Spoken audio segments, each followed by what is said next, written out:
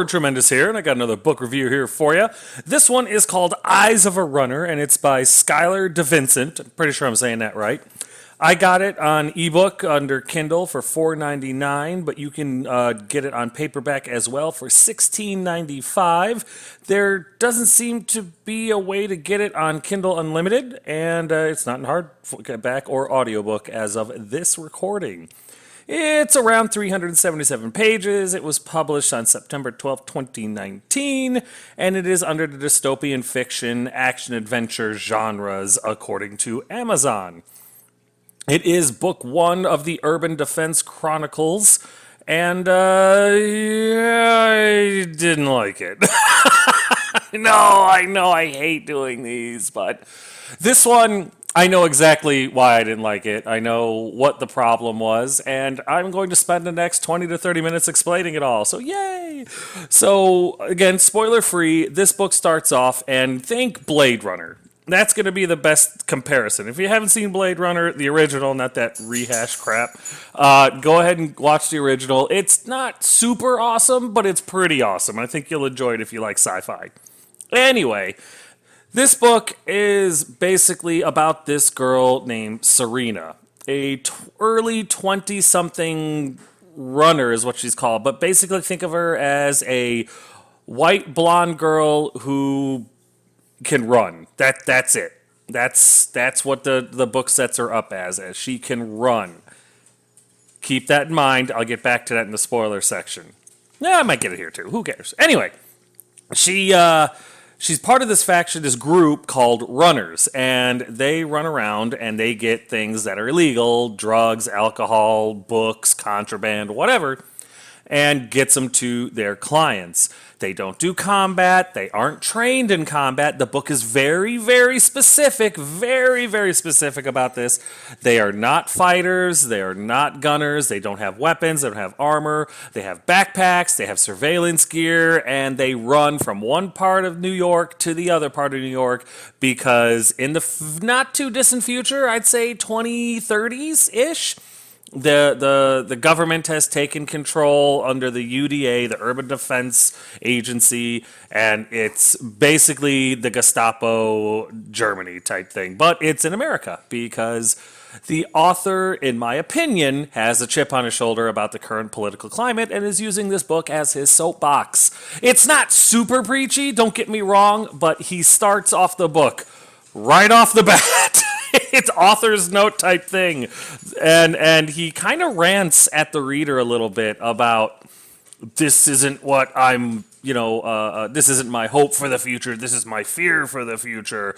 And if you don't pay attention to the politics and climate change and every buzzword that's currently popular in September of 2019, it's in there. And in my opinion, the book starts off way on the wrong foot because it feels like the author is talking down to you. Like, this is how it's going to be if you don't heed this warning. And this is entertainment. This is fiction. This isn't nonfiction. This isn't some sort of self-help book. It's a sci-fi book in a dystopian future. Dystopian, not real, fiction. And it's just...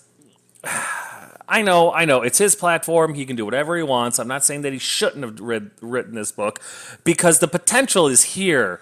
The problem is his execution needs work, in my opinion. God knows I'm not a best-selling author or anything like that, but I don't like it. I really, really got put off by getting lectured at right off the bat before I even got to chapter 1. That I felt was unnecessary. But, maybe I'm just overly sensitive. Sounds like me. Anyway, the runner faction is just that. They run around, and that's who Sarina is. Sarina, Arya, yay, Game of Thrones, and Calvin are the three runners that you run into. And right off the bat, you don't like Sarina. She's the main character. She is the one that this is all focused on.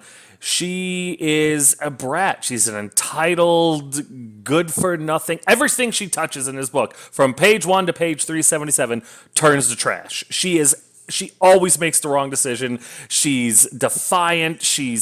I think the author's trying to make her come off as like just too tough for the world, but you want to choke the life out of her. And the author defends her a lot. That being said, other characters in the book yell at her and tell her what an idiot she is and what trash she is all the time, but it's just words, and then that's it. They cater to her. Everybody in the world caters to this piece of garbage. I hate Sarina.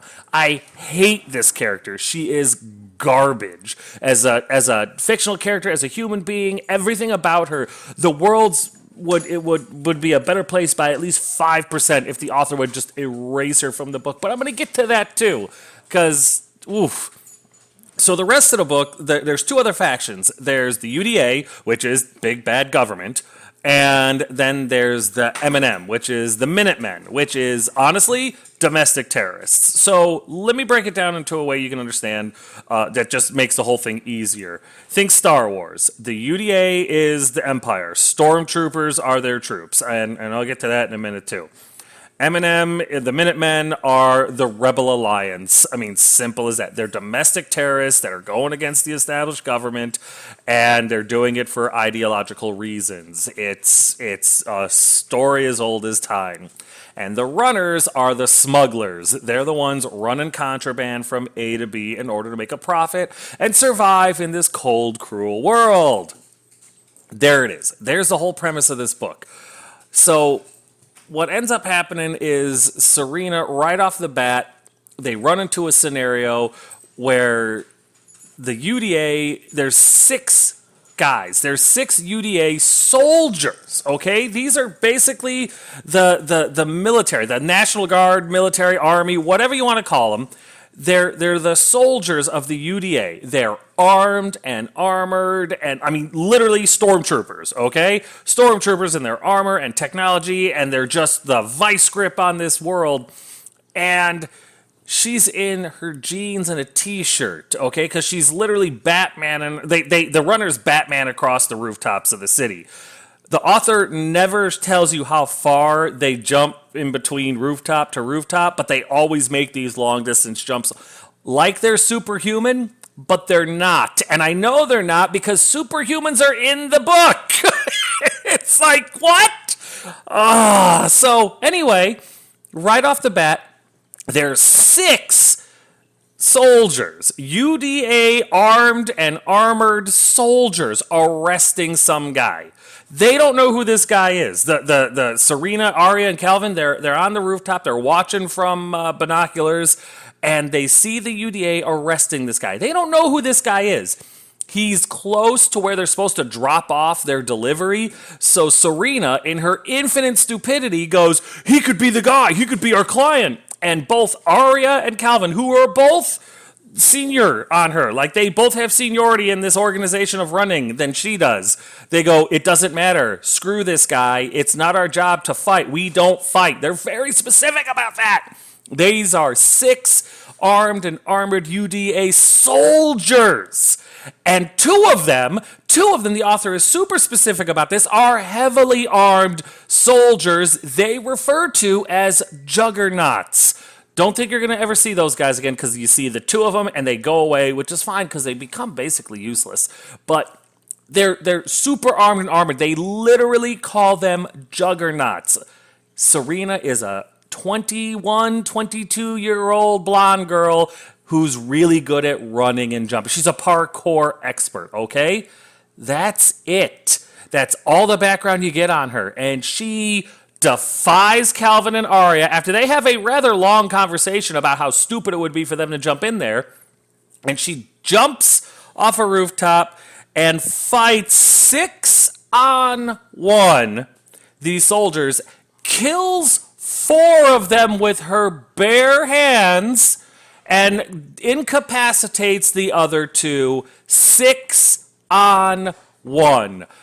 This book lost me there, okay? I was like, this girl had better be a Terminator, some sort of super enhanced, like drug-addled lunatic. Crackheads would have lost that fight, okay? On a bender. There's no way. There's no way that would have... Scarface would have lost that fight after snorting a mound of cocaine. There's no way. She gets shot twice in the shoulder. which later on turns out it's just a flesh wound. The bullet went in and out. It's like you're playing a bad video game. That's what it is. The author treats bullet wounds like they're scrapes, like they're minor injuries. These people recover from these injuries immediately. They're only injuries when they have to be, when they're inconvenient. She, after going 6-on-1, killing 4 full-grown men in armor and 2 juggernauts, or killing 4 men and incapacitating 2 who were armed and armored, and she's literally in jeans and a t-shirt. She takes 2 bullet wounds to the shoulder, same shoulder, and they have to run now from the UDA because now people are coming in and stuff. There's drones when they're convenient, but the drones are really just like added effect because they don't do anything. And for some reason, their guns take seconds to spin up and they get really, really close before they shoot their long-range weapons. And they just stand perfectly still in midair so that when they shoot at them, they hit them no problem. Also, she's a marksman on the run, shooting at a drone that's about, 20, 30 yards in front of her. She hits it no problem. Remember, the runners aren't trained with weapons or combat. She just took out 6 full-grown combat-trained soldiers in armor. No problem. Took 2 bullets to the shoulder and is fine. She's running, jumping, climbing. She scales a brick wall. She goes up and down ladders. She runs up and down stuff. No problem. Mildly inconvenienced by these holes in a major joint.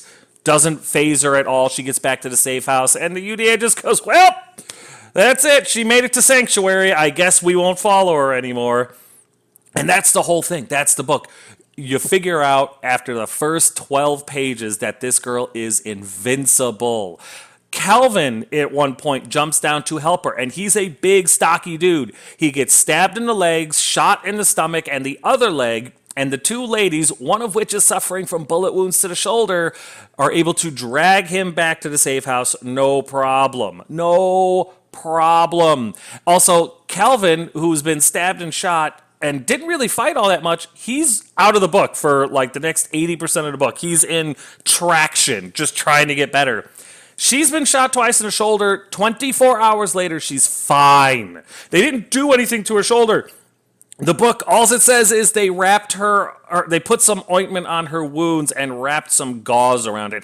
Next day, she wakes up a little stiff, but she's fine. Literally running and jumping and climbing over the rooftops yet again, like it's nothing. It sickens me. It sickens me because the book is trying to be realistic, and it's so detached from reality, the whole thing might as well be taking place in Bikini Bottom, because that's how far off it is from reality. It's disgusting. It's like reading a sci-fi book in a really bad first-person shooter, because that's where all the logic is. It's just she has a reticle and an Xbox controller, and she's on point. So this happens the entire time. This happens multiple times. She jumps off a building and crushes a guy underneath her. No problem. Takes no damage whatsoever. Later on, she's given a sniper rifle because she meets up with the M&M, of course. And, of course, she's super impressive because whatever. And they hand her a sniper rifle, right? She's never used a rifle in her life. And she's up on this building's rooftop, and she starts sniping these UDA soldiers like that's the only thing she's ever done in her life. She fires and kills 9 soldiers with 10 bullets. She misses once.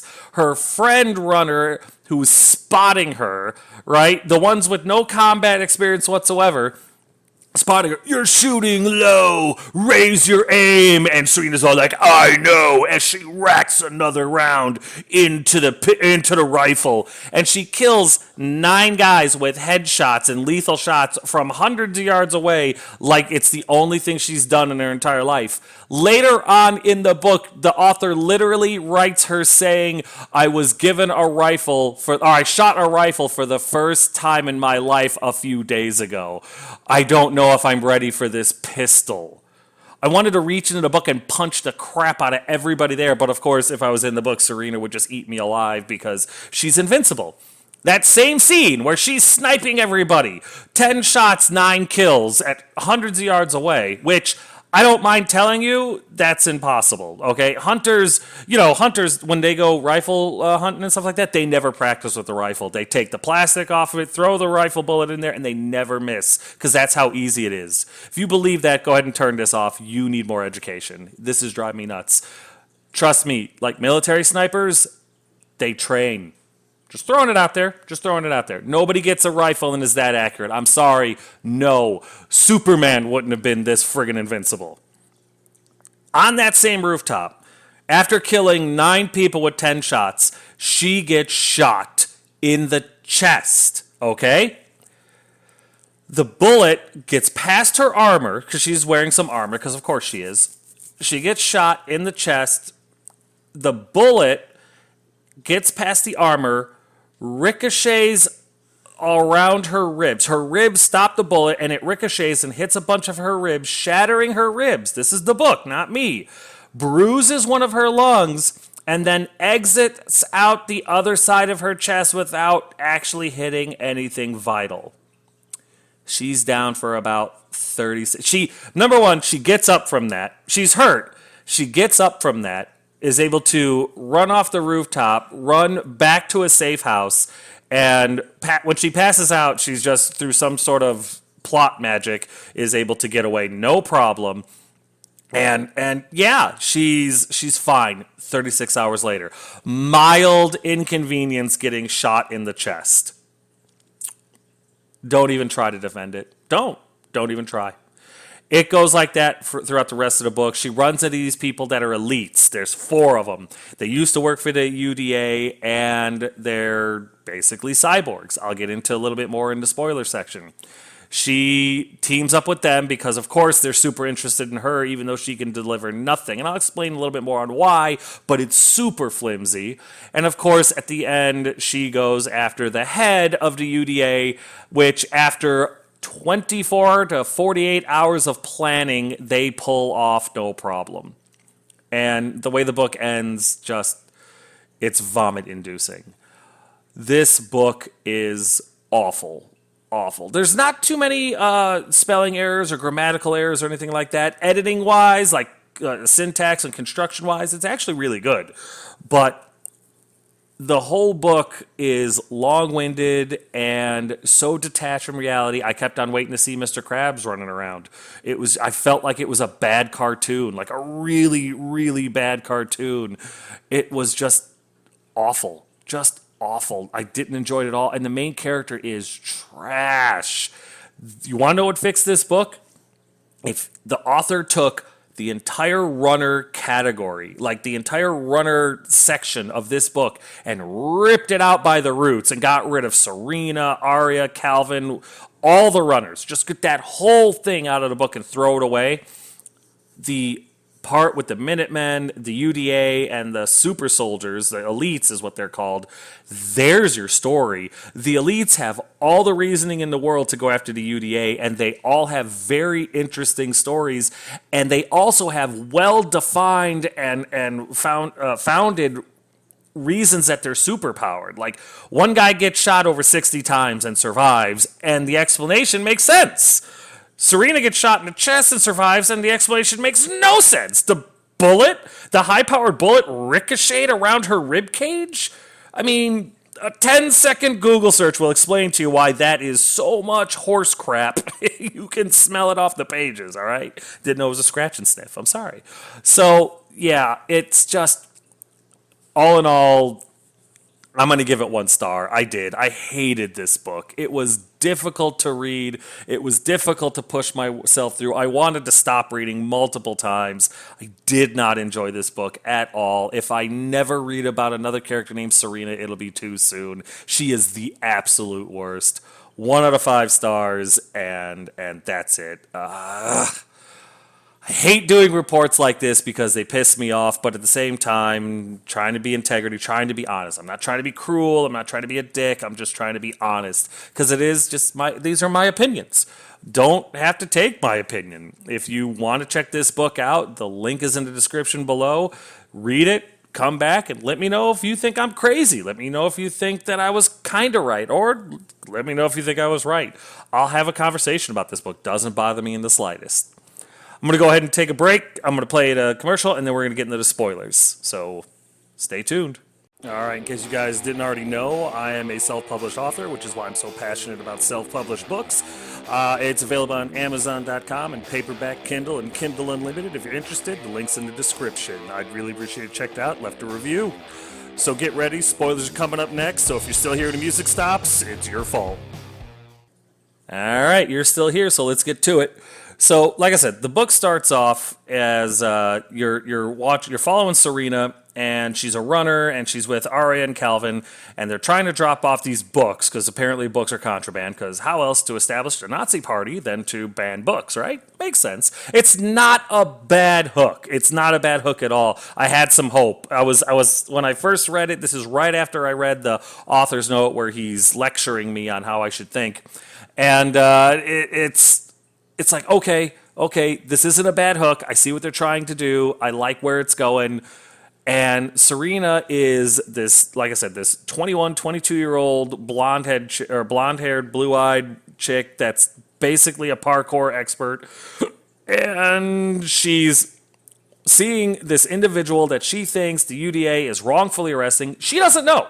For all she knows, this guy just got done raping and murdering an entire grade school. She has no idea why 6 armed guys are trying to arrest this one guy. Yes, I'm sure the author meant that the individual is being repressed by fascists. Trust me, if you read the author's note, you can almost guarantee that's what the UDA guys were doing. But my point is, they give you no reason to believe or know that. You just have to assume, following your hatred, I guess. Whatever. So anyway, Arya and Calvin, these are better characters. They're supporting characters, but they're so much better characters because they're smart, they're not aggravating, they're not irritating. In fact, the only time they're ever pissed off or angry is when Sarina is around and making decisions. So the author nails that. What I'm worried about is that it's not intentional.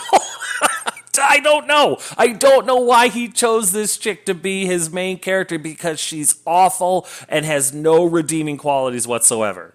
So after a long fight with those two, she breaks cover, she attacks these 6 guys, uses her Wonder Woman powers, and kills 4 of them, disables 2 of them like they're nothing. The guy that she was trying to rescue runs away. Like, the minute the fight starts, he just runs away. You never see that guy again.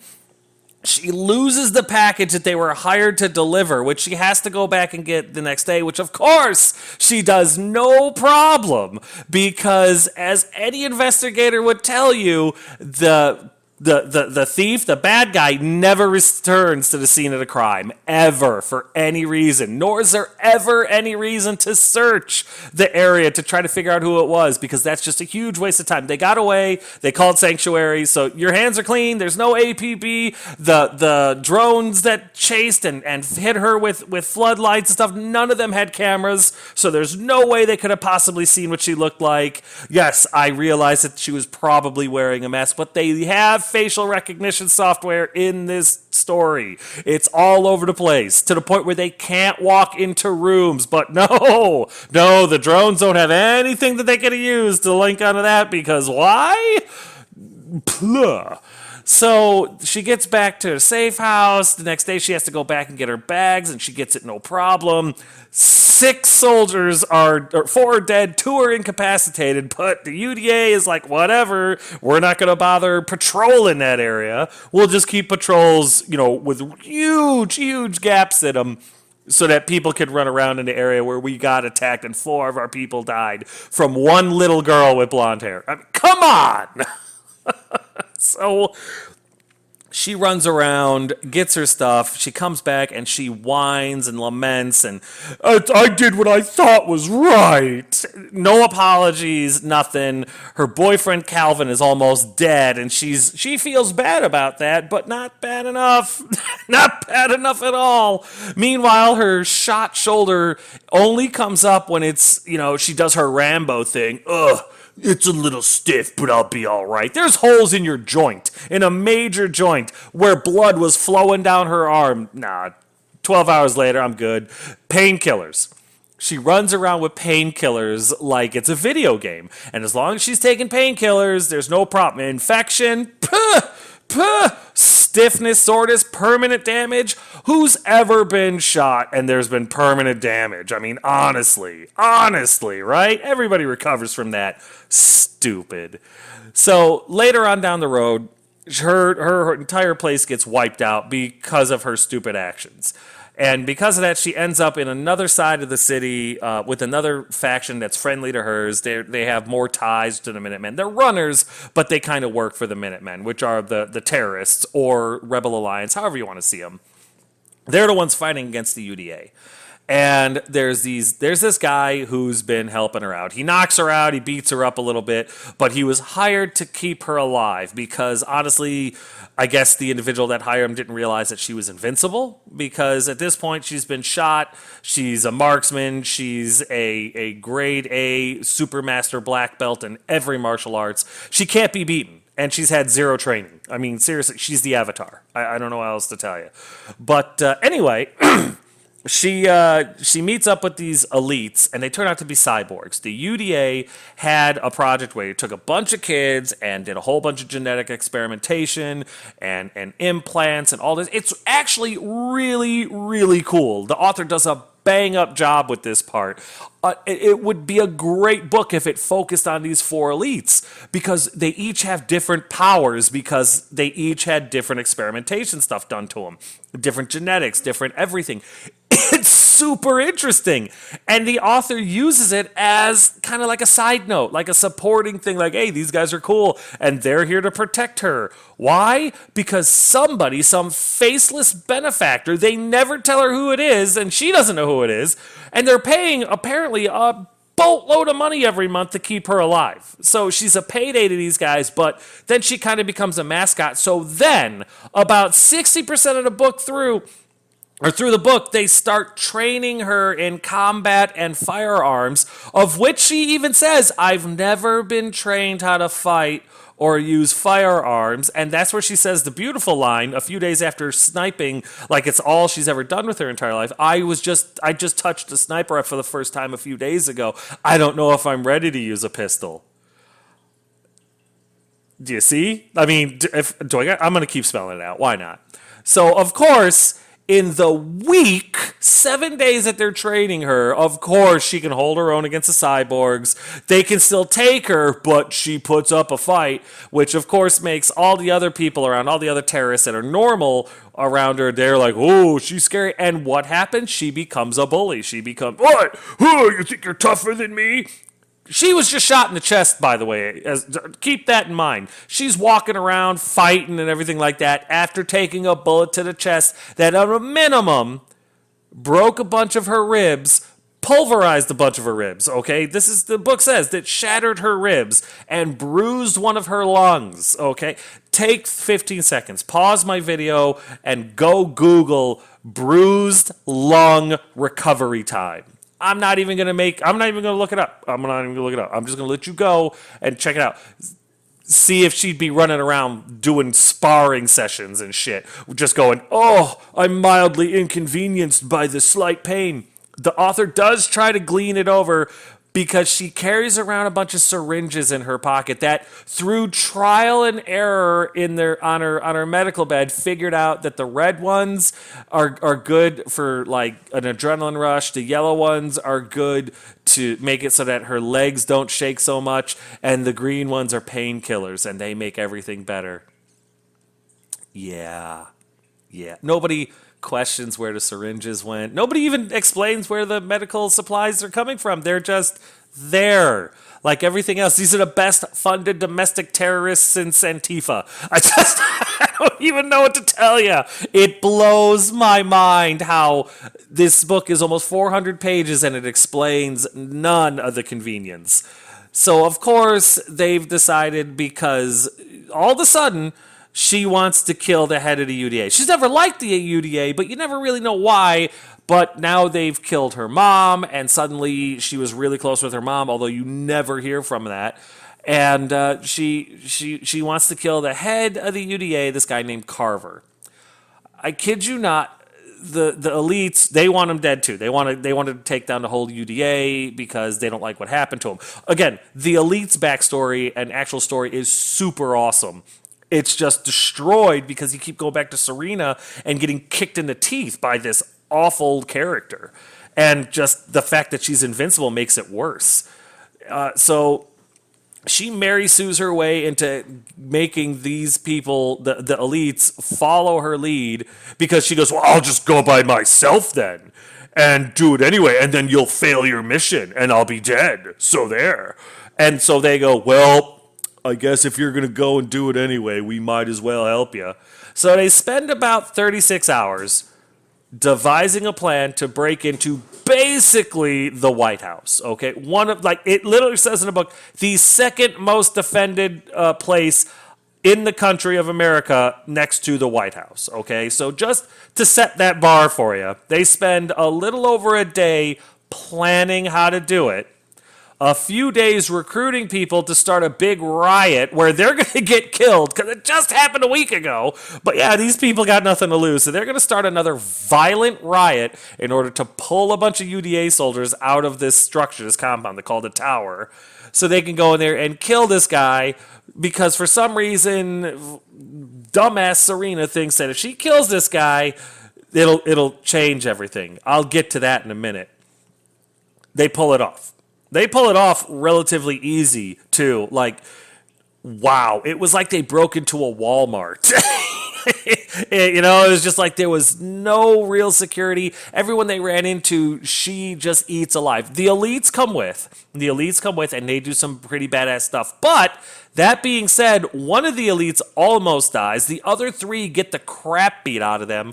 Sarina is basically fine until she gets into the final confrontation with Carver after fighting her way through there.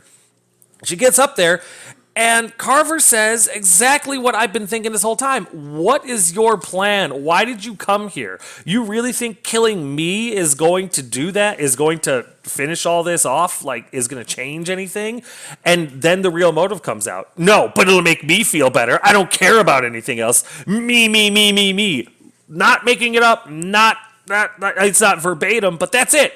You killed my mom. What? Why is that a big deal? He sent the soldiers, and he didn't kill him either. He makes that point. He's like, no, your mom was part of a domestic terrorism organization, and my soldiers were following out lawful orders to take her out. We would have arrested her, but she fought back. What were they supposed to do? Just let her get away? Let her shoot at him and run away? Yes! What? That childish, entitled horse crap argument is her justification, and the elites are going along with it. These are full-grown adults, almost 30 years old, 25, 28 years old, in somewhere in there, and they're just like, yeah, okay, that makes sense. What? In what world does that make sense? Oh, there's Mr. Krabs. I forgot. Surreal. Anyway, so she goes up with her week's worth of training and goes toe-to-toe with this Carver guy because one of the elites that's with her, she almost dies. The cyborg almost goes down, but Sarina is just made of sterner stuff. Her mother was Wonder Woman, and her dad was Zod, from Krypton. And yeah, she just looks like one of us. She's so much better. Also, I think maybe her grandpa was Jesus. I'm not 100% on that one yet. I'm waiting for book 2. Anyway, she fights this guy who's the head of the UDA and is a known badass, okay? He's already taken down an elite with some technology and stuff. But yeah. He goes toe-to-toe with her, and it's a pretty good fight. I'm not going to lie.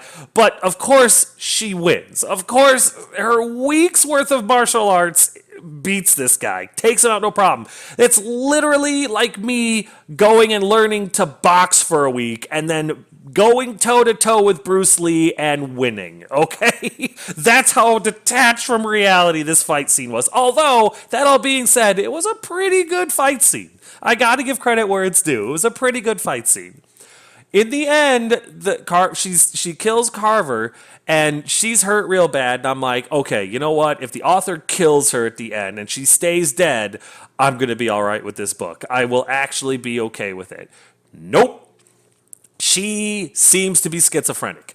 She starts seeing somebody named Abby. I'm not sure who Abby is. I'm not sure if it's her mom, if it's some sort of sister, or if it's just something that was never really described because I have no idea.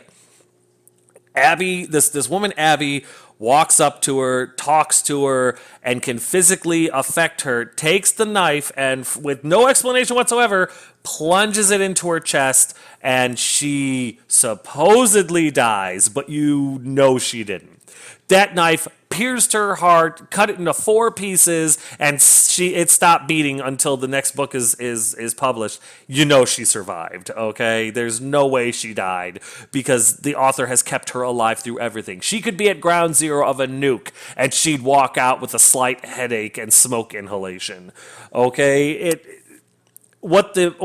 So there's like another chapter afterwards that basically shows a video of all the elites are fine and they're back doing their elite thing and they're with Arya and Calvin who are like, we need to find her, and they're like, you saw the video. She died. What I saw was she was losing her mind. What the video shows is she's talking to somebody. She jumps up. She's running around on the rooftop. And then she takes the big combat knife she killed Carver with and stabs herself in the chest and falls over. And then the UDA guys show up and recover her body. And that's it. So she's alive. You know, possibly schizophrenic, but I'm sure it's got some weird reasoning for why, like, she's a super soldier too, and nobody's ever figured that out for whatever reason. It's bad. It's just bad. It really is. The whole story is convoluted, and honest to God, this book would be at least 3 stars if the author ripped out every single letter that had anything to do with the runners. Anything that had to do with the runners, if they just ripped that out of the story completely. Sarina, Arya, Calvin, Luke, William, all of them have to go. And the reason I didn't mention Luke or William is because they're so insignificant. I don't know why they were in the book at all. Trust me, read it. You'll see. So, yeah, if you were to rip out every single syllable that has anything to do with the runners and focused on the elites, this book would be really good because the elites were made by the UDA. Their childhood was stolen. They don't want to have families or anything like that because they'll die at 30 years old because they're genetically engineered to die at 30. It's how the UDA controls them in case they go rogue. Yeah, I know, but it's very much Blade Runner. But it's just so much better. And they all have different superpowers and stuff like that. And they've all got that beat down, I know I'm dead anyway attitude. They're so much better. There's so much untapped potential with those 4 characters. And the UDA is interesting. The troops are all stormtroopers, but whatever. Every story needs fodder. I can deal with that. But it makes sense why the elites are elite. It makes sense why they can get shot and survive. And it makes sense why they're going against the UDA. The runners, Sarina, it doesn't add anything to the story. And every time Sarina does something, she gets people killed. They're doing a stealth mission. And the elites are questioning a guy. She gets mad at his answers and shoots him. The elites told her not to do it. They're like, no, don't do it. She shoots him. And that's what causes the guy to get shot 64 times and almost dies. I know. 64 is fine. 65 is close. 66 would have done it. But whatever. So get rid of all that trash. And there's a really good story there, and I hope to read it one day because I did not get it with this book. 1 out of 5 stars, and it's only because I really enjoyed the elites. I just hated everything else. I really did. Once again, though, I am not the definitive answer on anything when it comes to literature. These are all my opinions. Feel free to check this book out yourself. The link is in the description below. And once you're done reading it, come on back and let's have a conversation. Tell me if I'm right. Tell me if I'm wrong. Tell me if I'm somewhere in between. Just tell me if I'm crazy. I don't know. And I'd love to have a conversation about the book. I really would. So, yeah, I've ranted for almost 40 minutes, so that's going to do it for this one. As always, if you have any questions, comments, concerns, or complaints, feel free to put them in the comment section below, and I'll get back to you as quick as I can. And as always, thanks.